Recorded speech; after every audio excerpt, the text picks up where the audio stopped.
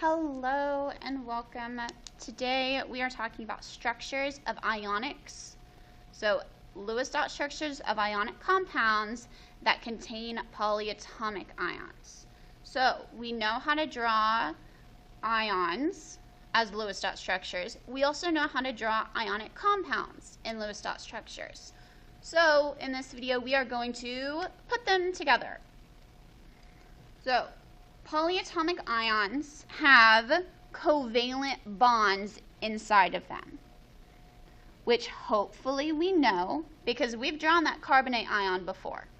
And carbonate is a polyatomic ion, but it's made up of carbon and oxygen, which are both nonmetals. And when we have two nonmetals, we're going to have a covalent bond. Okay? But when our polyatomic ion is bonded with another ion, our overall whole compound is going to be ionic. Because, right, we have our covalent, our polyion Lewis dot structure with its charge bonded to a metal or another polyion that has a charge. And when we're dealing with charges and compounds, we have ionic. So since we have an ionic compound, that means we'll have to draw the brackets, charges, we got to balance all of it, all that stuff. So let's go ahead and do that.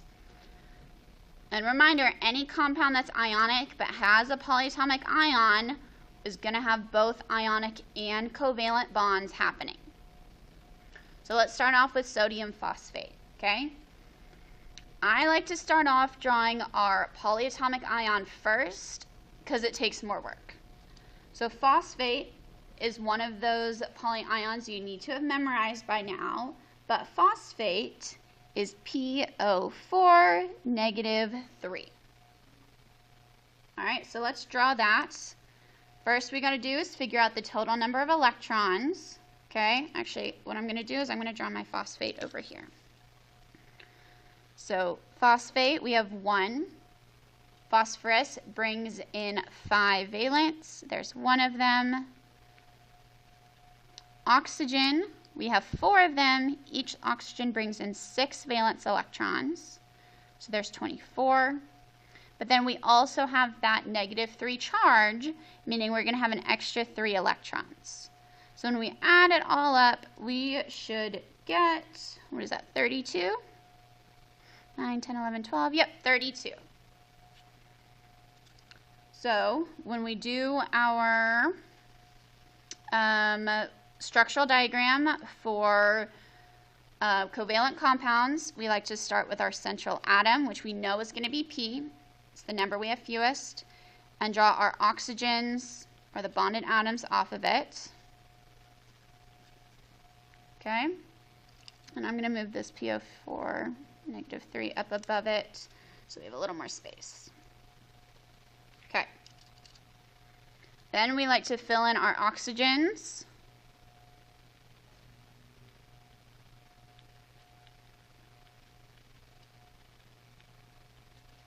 So when we do that, we should have 8 times 4 gives us 32. Awesome. So now we stop. However, we can't forget that phosphate is a polyion, so it's going to have that, oops, sorry, I wrote -2, that -3 charge. Okay? Our sodium, however, right, sodium, when we draw just the Lewis dot of our atom, you have 1 valence electron. However, when we draw it as the ion,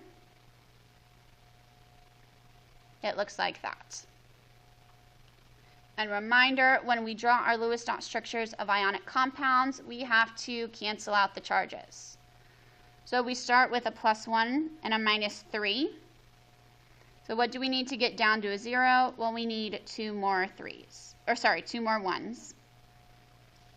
So that gives us 3 +1s, which is 3 sodiums, and 1 -3, which is a phosphate. So when we draw it, I'm going to make it small over here.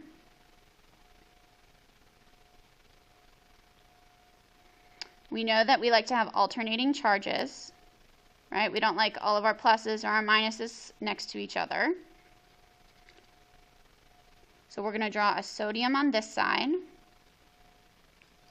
a sodium on this side, then we'll also draw one like up or below. I'll draw it below because that's where I have more space. That way, we don't have two positives next to each other and everything is balanced. So that is what a Lewis dot structure for an ionic compound with a polyatomic ion will look like.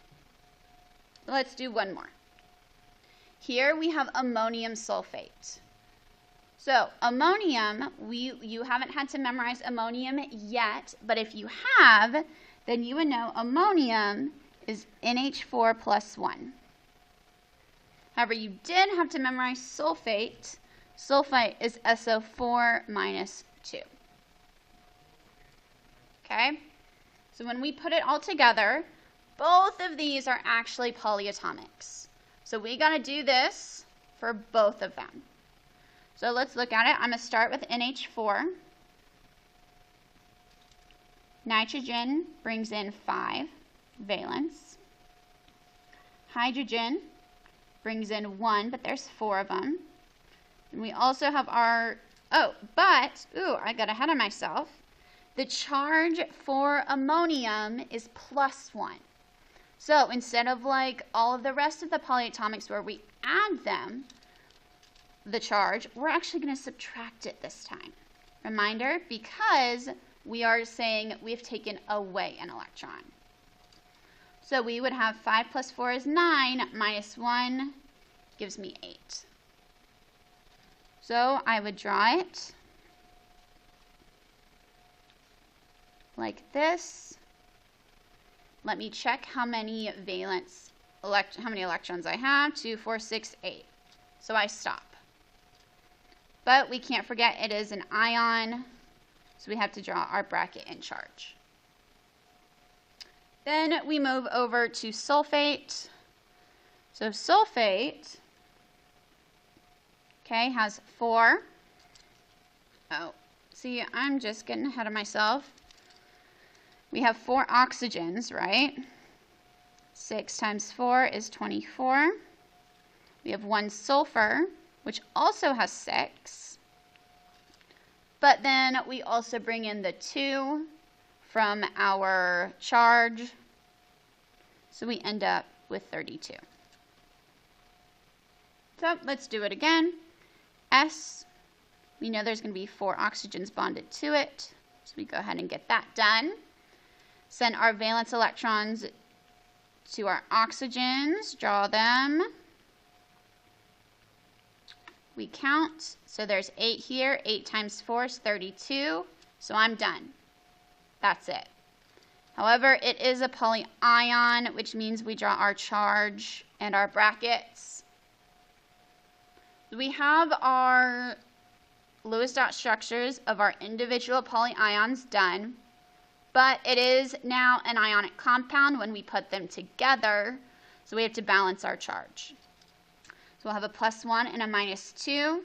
To get that to 0, we'll add another plus 1. So we will need to draw 2 ammoniums and 1 SO4, negative 2, 1 sulfate. So when we do that, we alternate our charges, right? So I'll draw the ammonium first.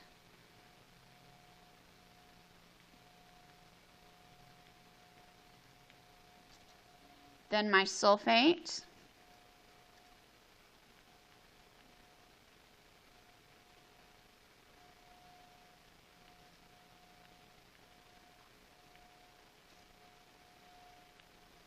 And then, but I still need 1 more ammonium.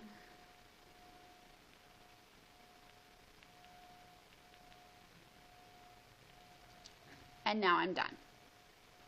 So it's not that different than anything else we've been doing, but we had to put together our structural diagrams for our polyions, because those are made up of covalent bonds, and put it with our charges because we have an ionic compound So even though we drew it with structural inside, we still had to report it with our brackets and charges because overall it is an ionic compound. Wonderful. If you have any questions, please see your teachers. We are happy to help you, but I hope this helped.